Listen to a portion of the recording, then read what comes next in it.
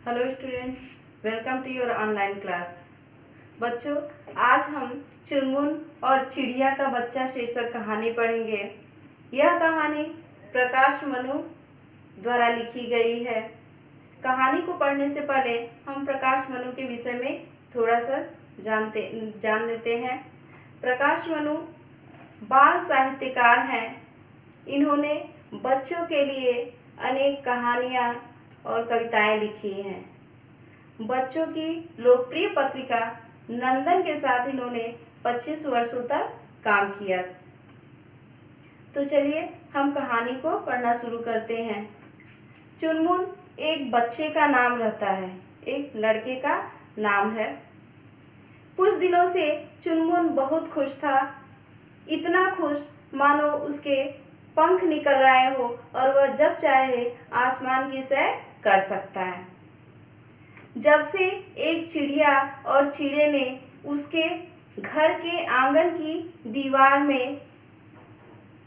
दीवार की खोखल में अपना घोंसला बनाया है, तभी से चुनमुन की यह हालत है।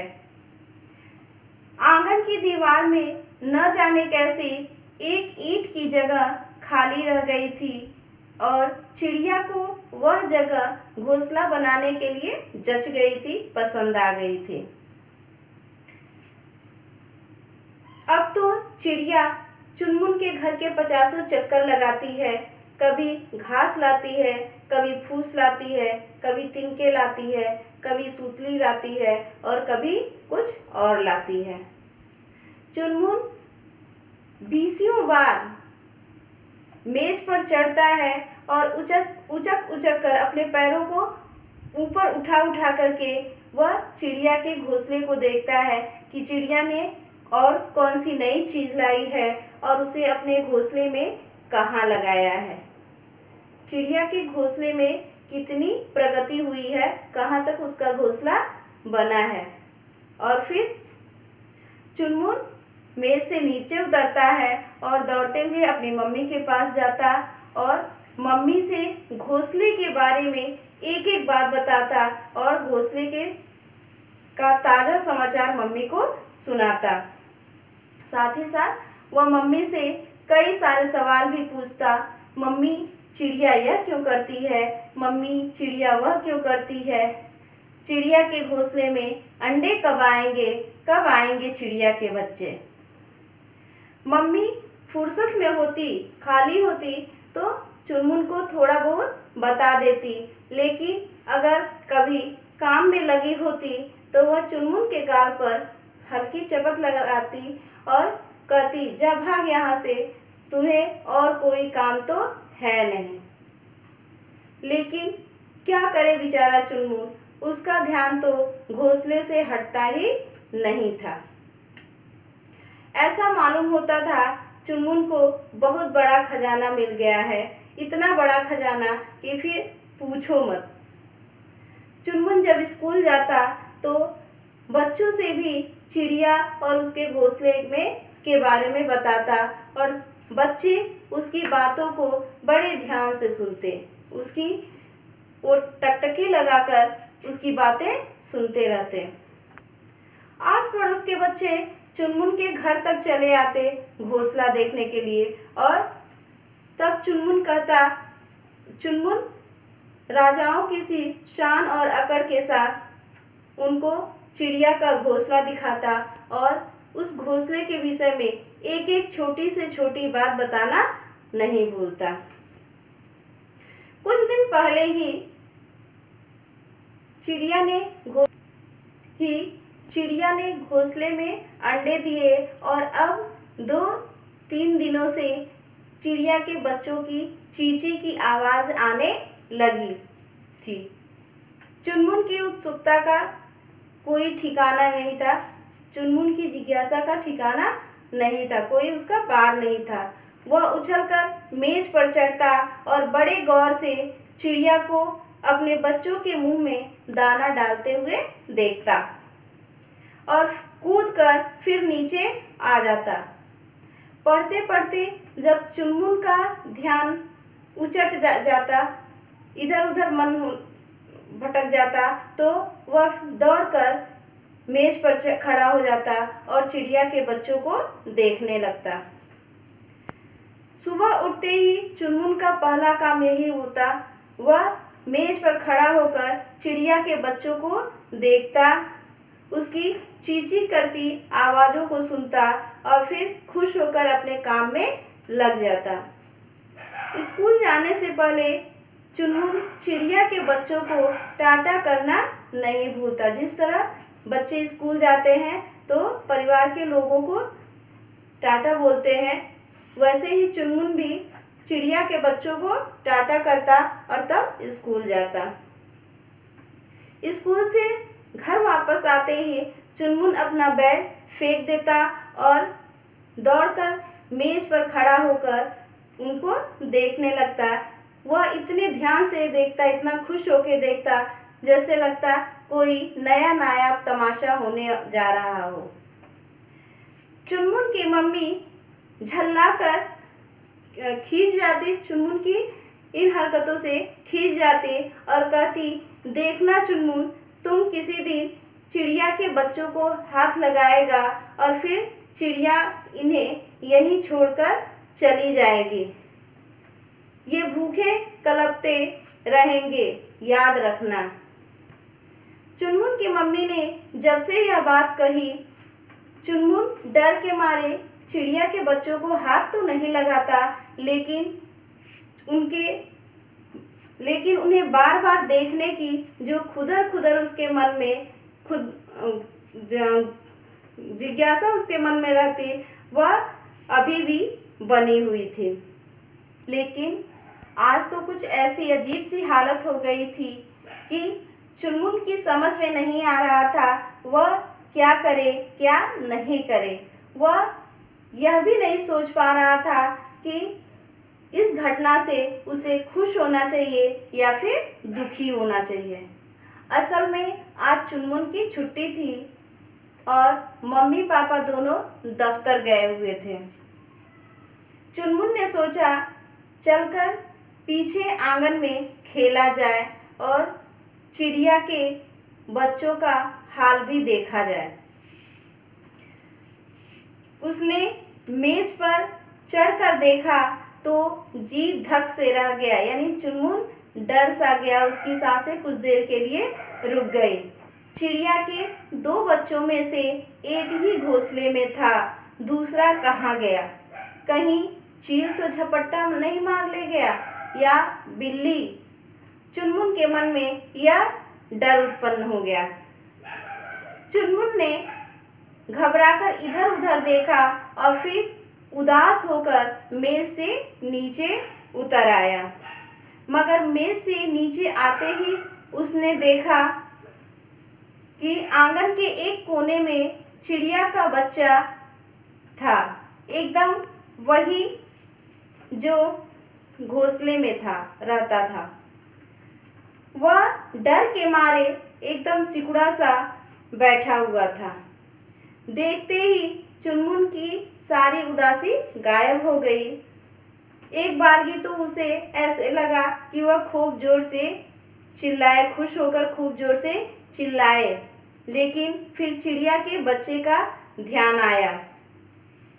वह सोचने लगा कि चिड़िया का बच्चा डरा हुआ है और उसकी आवाज़ सुन के और न डर जाए।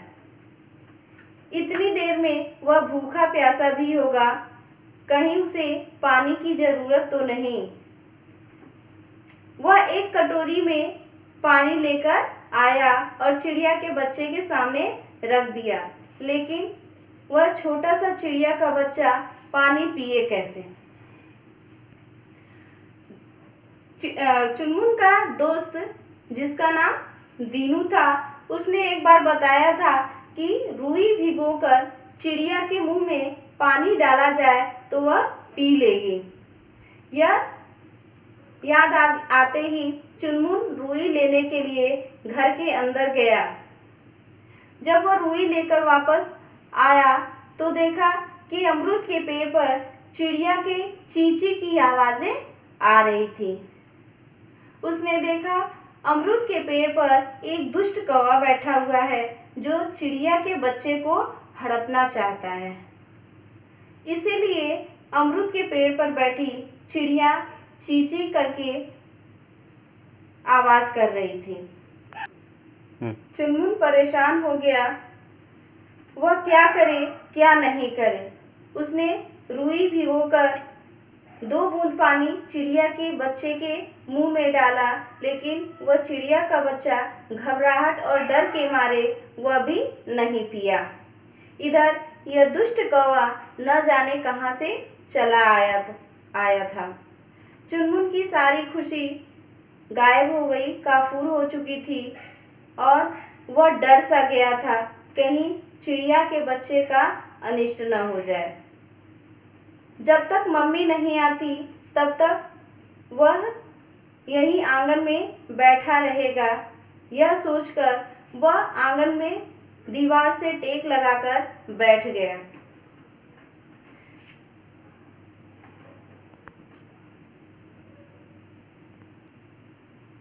चुनमुन बड़े प्यार से चिड़िया के बच्चे को पुचकारने लगा। कुछ देर बाद चुनमुन को भूख लगी, लेकिन कहीं वह दुष्ट कौवा फिर न आ जाए, यह सोचकर चुनमुन वहां से नहीं हिला। दोपहर को जब मम्मी आई, वह दौड़ते हुए गया, दरवाजा खोला और फिर आंगन की ओर भागा। चुनमुन की मम्मी बोली, क्या है चुनमुन, आज तो तुमने मुझसे बात भी नहीं की। मम्मी ने बड़े प्यार से कहा। मम्मी, चिड़िया का बच्चा। चुनमुन के मुंह से बस इतना ही निकला। वह रुआसा हो चुका था। मम्मी बोली, क्या हुआ चिड़िया के बच्चे को? चुनमुन की मम्मी तब तक आंगन में आ चुकी थी। आंगन के कोने में चिड़िया के बच्चे को देखा तो वह चुनमुन पर गुस्साने लगी। उनका गुस्सा 7वें आसमान पर चढ़ आया और गुस्सा कर बोली कि मुझे पता था कि तुम यह शरारत जरूर करोगे, मुझे मालूम था। नहीं मम्मी, चुनमुन कुछ कहना चाहता था, लेकिन अपनी मम्मी को कठोर नजरों से, सख्त नजरों से अपनी ओर ताकते हुए देख चुनमुन कुछ न बोल सका। कुछ देर बाद चुनमुन धीरे से बोला, मम्मी, यह एक दुष्ट कौवा इसे खाना चाहता था, इसीलिए मैं यहाँ बैठा था। चुनमुन बोला, मम्मी, मैं सुबह से ही यहाँ बैठा हुआ हूँ, इस चिड़िया के बच्चे की सुरक्षा कर रहा हूँ। मम्मी बोली, यह चिड़िया का बच्चा नीचे आया कैसे? चुनमुन मम्मी से बोला कि मुझे नहीं पता यह नीचे कैसे आया, लेकिन मैं जब आंगन में आया तो चिड़िया का बच्चा यहाँ नीचे गिरा हुआ था। मैंने रुई लाकर इसे पानी पिलाया। कौवा इसे खाना चाहता था, इसलिए मैं सुबह से यहाँ बैठा हूँ, नाश्ता भी नहीं किया। यह बात सुनते ही चुनमुन की मम्मी का गुस्सा गायब हो गया। उन्होंने चुनमुन को बहुत लाड किया, प्यार किया और बोली, अरे चुनमुन, तू तो बहुत अच्छा है, तू तो बहुत समझदार हो गया है। मैं झूठ मूठ में तुम पर बिगड़ रही थी। चुनमुन बोला, मम्मी, पर यह चिड़िया का बच्चा, इसका अब हम क्या करेंगे? मम्मी हंसी, बोली, अरे इसका करना क्या है, इसे फिर से मैं घोंसले में रख देती हूँ। मम्मी ने बहुत प्यार से पुचकारते हुए चिड़िया के बच्चे को हथेली पर उठाया और आहिस्ता से, धीरे से उसे घोंसले में रख दिया। चिड़िया और चिड़ा दोनों यह देख रहे थे। उनकी एक साथ चींची की आवाज आई, मानो दोनों चुनमुन और चुनमुन की मम्मी को धन्यवाद दे रहे हों। तो इस कहानी से हमें यह सीख मिलती है कि दूसरों दूसरों की सहायता करने से हमें सुख की प्राप्ति होती है, हमें आनंद की प्राप्ति होती है। हमें पशु पक्षियों की सुरक्षा करनी चाहिए, उनके साथ प्रेम पूर्वक व्यवहार करना चाहिए, उन पर हमेशा दया करनी चाहिए। आपका होमवर्क है, इस पाठ में जो शब्दार्थ दिए गए हैं उन्हें याद करेंगे और कहानी को पढ़ेंगे। धन्यवाद।